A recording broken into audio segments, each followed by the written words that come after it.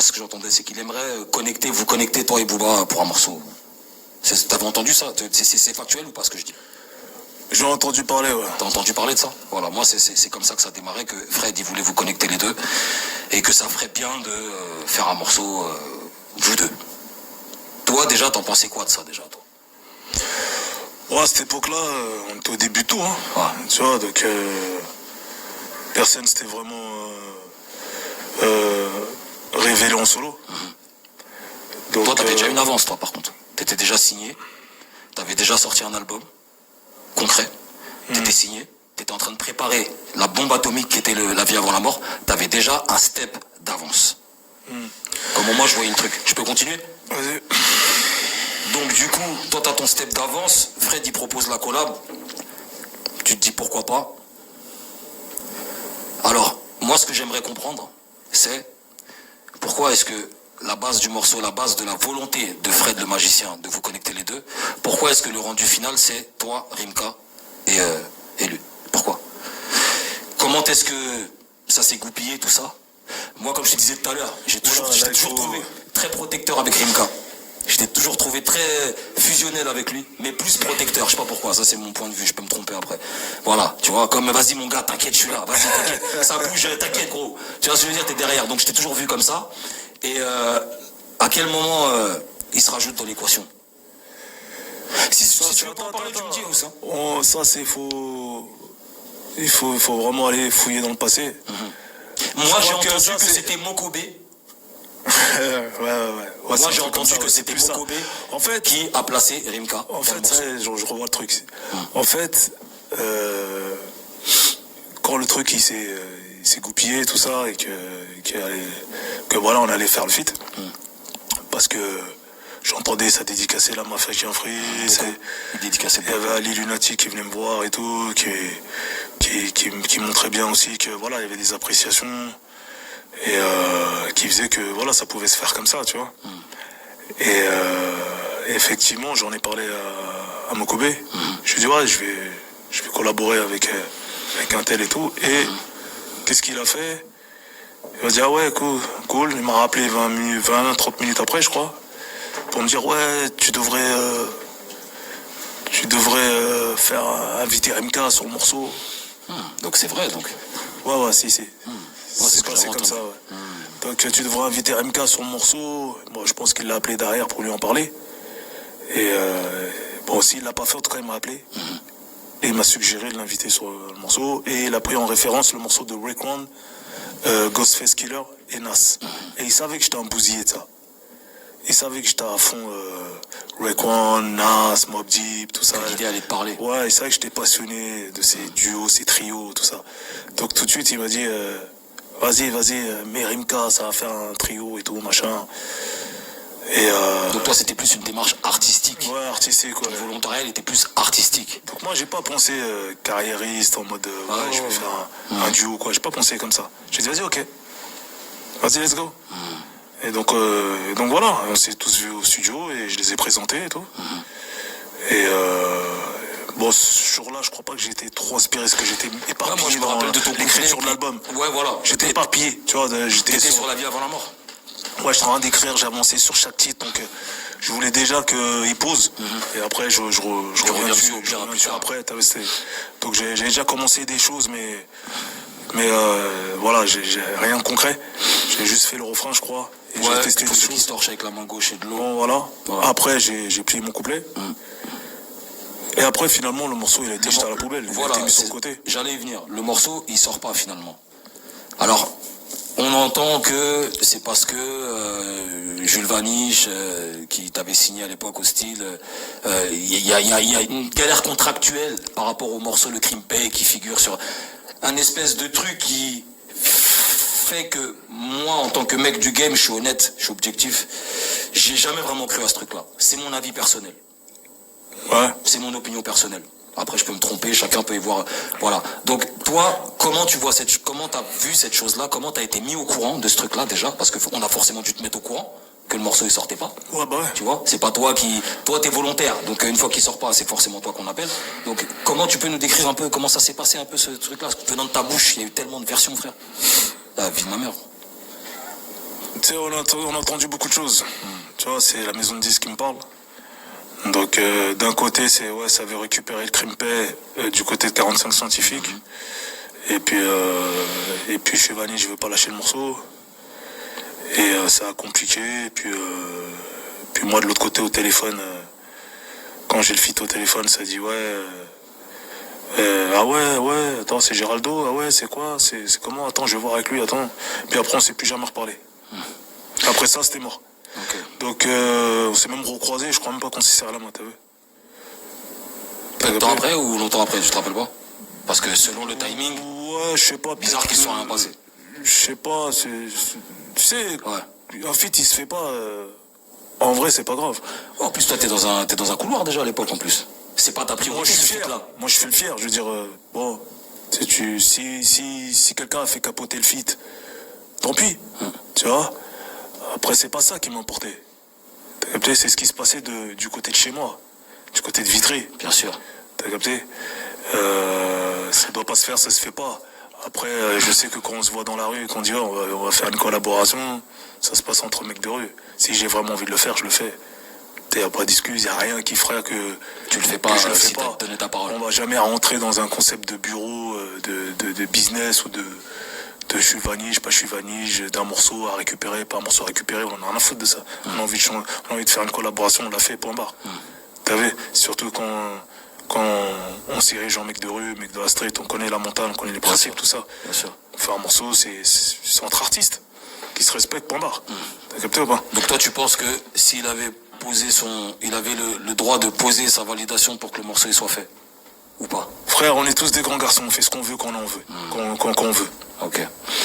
Mais paradoxalement, tu me connais. Bien sûr, ouais. Si j'ai envie de chanter avec quelqu'un, si je travaille avec une maison de disques ou un label, honnêtement, ils ont aucune force par rapport à mon envie. Parce que toi, t'as envie. Bah ouais. Est-ce que c'est le cas de tout le monde? Surtout aujourd'hui, tu connais les caractères de chacun. Après, on connaît pas tout le monde humainement et tout, mais tu viens de dire un truc essentiel, et après on avance un peu. Parce que toi, t'as envie, mais si ça se fait pas là, est-ce que t'avais vraiment envie? Je pose ça là. T'es d'accord avec moi ou pas? Ouais, après... Voilà, donc en tout cas ça s'est pas fait, donc chacun son interprétation, mais quand t'as envie de faire un truc, tu le fais. Quand t'as envie, tu t'es engagé, t'as dit t'allais faire le morceau, si le morceau il sort pas, c'est parce que t'avais pas envie qu'il sorte. Sinon il sort. Vu qu'on fait ce qu'on veut quand on veut, frère, sans donner mec de la street, c'est pas un petit mec de maison de disques qui va me dire ce que je dois faire. Exactement. Mais il y a une galère avec ce truc-là, moi je continue dans ma logique, c'est que le morceau ne sort pas, là on est toujours dans la vie avant la mort, mais on voit une collaboration entre Rimka et Booba sur un morceau qui s'appelle Banlieue, où le clip est tourné à Vitry. Et moi là, tu vois, je vois ce truc-là, je me dis, mais attends, c'est quoi ce bordel là? Comment ça se fait? Non, je te dis la vérité. Et je sais qu'on est beaucoup à le penser. Après, moi, j'ai l'avantage de t'avoir devant moi. Et je sais qu'il y en a 1 milliard de mecs qui aimeraient être à ma place pour te poser la question. Donc, je vais la poser même pour eux-mêmes. Je me suis dit, mais attends, mais comment ça se fait que on a bien compris que quand cette histoire est sortie de Cru, là, ça a créé un froid. Mais on voit Rimka faire un clip à Vitry avec Booba. Toi, qu'est-ce que ça t'a inspiré, ça? Quand t'as vu ça, tu tombes sur le truc. N'importe qui l'aurait vécu. T'en avais entendu. Toi, tu l'aurais pris comment, toi? Moi, j'aurais pris ça comme une trahison. Personnellement, je te dis comme je le pense. J'aurais pris ça comme parce que moi, je te présente le Kemet. Je fais un morceau où toi, t'es pas prévu dedans. Il y a un frérot qui vient qui dit, vas-y, Ice, mets-le. Vas-y, je le mets, tac. On fait un morceau à 3. Mais c'est son groupe. Après, ouais. C'est son groupe. C'est un mec de son groupe. C'est un mec de son groupe. En plus, c'est un mec de son, voilà, un mec de son groupe, dans l'occurrence. Tac, tac. Maintenant, le temps pas. Le morceau, il se fait pas parce que le mec avec qui je devais faire le morceau, bon, il y a une galère. Et quand je vois après le frérot qui, à la base, était pas prévu parce que c'est le mec de son groupe qui est mon gars aussi qui m'a dit, mets-le. Je vois qu'il fait un feat avec le gars par rapport à qui le morceau, il est pas sorti. Je t'appelle. Frérot, tu joues à quoi, là? Comment ça se fait que... Comment tu fricotes? Et d'ailleurs même, soit je l'appelle, soit je tire les grandes conclusions. Ah ouais. Mais par rapport à ce qu'on revendique, Mafia Quinfri, et je pense plus profond, parce que nous c'est ce qu'on voyait, Mafia Quinfri, mais vous aviez vos trucs entre vous, vous aviez vos histoires, c'était... Voilà. Donc voilà ce que je me dis, moi. Toi, qu'est-ce que tu t'es dit, toi? Voilà, t'as vu juste. comment tu veux que je le prenne? Et j'ai fait, ah ouais, c'est comme ça? Donc ça s'appelle quoi? Clairement, je me suis fait doubler. C'est comme si je te ramène sur une affaire, je te présente les gens, et pour X, Y raison, un truc qui se fait pas, et c'est toi qui passes devant en direct. Voilà. On appelle ça se faire doubler. Donc moi après, si c'était moi, perso, hein, me connaissant, j'aurais dit jamais de la vie, frère. T'avais, j'aurais appelé le poteau, je dis ouais, soit je demande ça te dérange pas, soit je dis jamais de la vie, frère. T'as planté le feed de mon frérot, jamais de la vie. Mais après, t'avais chacun ses intérêts, chacun ses besoins. Et c'est là que j'apprenais à connaître. Ouais. Je me suis dit les affaires, le business, la fraternité, les mafias qu'un fruit tous ensemble. Voilà. Tu peux pas tester mon frère, tu peux pas tester tout ça. Si tu roules avec, tout ça et tout. T'as capté tout ça, j'ai compris que c'était que de la chanson. Exactement. Et parce qu'il y a plein d'éléments qui le montrent. Et là, ce jour-là, en vérité, maintenant que tu as réveillé tout ça, je me dis que c'était un point de départ. La boule de neige, elle s'est formée là. Ouais, parce que là. Après, il y a eu un cheminement sur beaucoup de choses, sur les années. Mais tout est parti de là, en vrai. Quand tu regardes bien, quand tu réfléchis bien. C'est la genèse de tout ce qui se passe après, derrière. Ouais, parce que c'est un non-dit, ça. Ouais. C'est un non-dit entre. Parce que moi, je me demandais, ils se parlent pas entre eux ou quoi? En fait, ça, on n'a jamais discuté de ça, moi et MK. On s'est retrouvés en studio pour la cerise sur le ghetto. Ouais. Et donc ça, c'était je l'avais encore dans un coin de ma tête, mais lui, il le sait pas. Mais pourquoi tu lui en as pas parlé? Parce que j'étais fier. Ah. Et je me disais, s'il a fait ça, c'est qu'il est comme ça, il s'en bat les couilles. Donc, il s'en bat les couilles. Mais tu sais que quelque part... Donc, peut-être que c'était j'étais sur le point d'accepter que presque dans ce business-là, ça se passait comme ça. Ouais, mais là, c'est quelqu'un de ton équipe, bien sûr. Mais sauf que là, c'est ton sang. C'est ton frère. Certes, pas ton business, non, pas ton sang, non. Ouais, je préfère avoir un. Ouais, tu me diras. Du même sang. Même le sang. Mais c'était ton gars, ton frère. Dans le cadre, en tout cas, de l'équipe. Ouais, mais des fois, t'as vu, des fois, tu vois les gens, mais d'une manière, et eux, ils ne te voient pas de la même manière. Ok. Tu peux penser que vas-y, tu peux ressentir l'amitié pour une personne, ou tu dis, ouais, c'est mon frérot, pour lui, je serais capable d'eux. Lui, il n'est pas capable d'eux parce que, voilà, lui, il voit ses intérêts. Il allait sortir un album solo, moi, j'allais sortir un album solo. L'autre, il sortir un album solo. Finalement, il a récupéré le plan, voilà. Vas-y, tant pis. Je m'en bats les couilles, en plus, regarde derrière ce que j'ai fait. Ouais, mais c'est ça. J'ai cartonné derrière. Exactement. Je pense que ça a été un moteur aussi. Et le morceau, il n'était pas dans l'album. Et peut-être même il m'a rendu un fier service qu'il soit pas dans l'album, j'en sais rien. Si les choses se passent comme ça, c'est que ça devait se passer comme ça. Parce que ça n'a rien empêché. Voilà. J'ai mis des tempêtes derrière. Au contraire, ça a débloqué aussi de ton côté. Voilà, on y arrive. Bizarrement, ouais. Qui se débloque. Ouais, parce que tout est lié, mon ref. Mais regarde. Mais frérot, ça, je l'ai pas compris pendant un moment. Tu m'étonnes. Parce que, voilà, je suis quelqu'un de correct, je suis quelqu'un de droit, je suis un homme de principe. Et t'as continué à parler avec Rimka malgré tout ça, en fait. Ouais.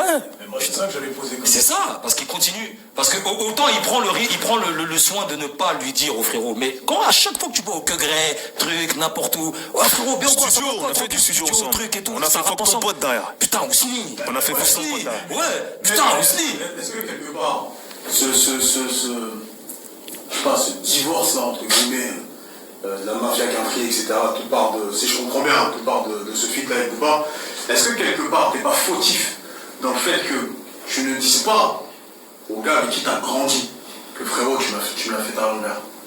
Tu vois, tu te meurs dans le silence. Par principe. T'es un homme de principe, Ousni. Moi, c'est ce que je me suis dit tout de suite. Je me suis dit, mais wesh, pourquoi Rof, il lui a pas dit comment il continue à faire des trucs avec lui, en fait? Non, peut-être que. Donc, je pensais pareil que J. Peut-être que j'en fautif un peu de ça. Peut-être que j'en ai parlé, mais j'ai pas fait du bruit. J'ai pas enfoncé le bouchon. Ouais, mais moi je pense que mais j'ai pas réveillé le sujet avec lui en direct. Je pense que tu peux être très persuasif quand tu veux. Donc je pense que si tu lui en avais parlé en mode, tu t'en serais rappelé. Mais tu peux pas me dire j'ai peut-être parlé. Non, honnêtement, je pense que les gens aussi ils ignorent. Les gens ils ignorent que j'ai de l'ego, certes. Tu vois, surtout à cette époque-là. Tu vois, aujourd'hui on apprend à le dompter l'ego. Bien sûr, la maturité. Mais à cette époque-là, t'as vu, on cherchait. J'étais très fier. Une fierté comorienne, frérot. Et d'ailleurs, ça tombe bien, tu joues en mode ah ouais, vous l'avez joué comme ça, je vais vous montrer qui je suis. T'as capté? C'est plus ça, et peut-être que c'est un gros leitmotiv aussi, finalement, t'as vu? Parce qu'honnêtement, je m'en battais les couilles. Tu regrettes ou pas? Je regrette rien du tout, frère. Wallah, surtout. Ça veut dire si on revient au même stade, pareil, tu n'en parles pas, pareil. La vérité, je lui en parle pas. Je suis comme ça, moi. C'est-à-dire, tu me l'as fait comme ça, t'as besoin de ça. T'es comme ça. C'est ta personnalité. T'as vu? On n'est pas pareil, on est différents. On n'a pas la même mentale, on n'a pas les mêmes principes. T'as capté? Mais je vais pas t'en vouloir. C'est pas grave, frère. T'as vu? J'ai mes armes, je crois en moi. Vas-y, tranquille. Et ça s'est vu derrière. C'est grand. J'ai mis tempête sur C'est grand tempête comme sur manière de tempête. penser. C'est T'as mûr capté? déjà. T'étais jeune, Ouais, tu non, dis. non, j'aime pas pleurnicher, moi. C'était mûr déjà comme manière. Après, voilà, après, il y a eu des moments où il a Donc, fallu 95% répondre à des tu dis, questions. frérot. Il y a eu des moments où, voilà, on a voulu rentrer dedans. Je crois que j'en ai parlé une fois dans une radio à Lyon, tu vois. Vite fait. Ben, ce qui est fait est fait. C'est pour moi, c'est bombardement. Parce que là, on parle d'un truc, c'est quoi? C'est 2000, 2001. De 2000 ans. L'interview que tu fais, si je me souviens bien, à la radio, c'est quoi ça? C'est 2016. 16, où il explique tout? Où il explique tout. Ouais, au téléphone, là. Ouais. Ouais, mais gros, parce que là, j'ai dit, ça va. Moi, j'ai du mal à croire. Parce que je me suis refait le film. Et puis il m'a posé les questions.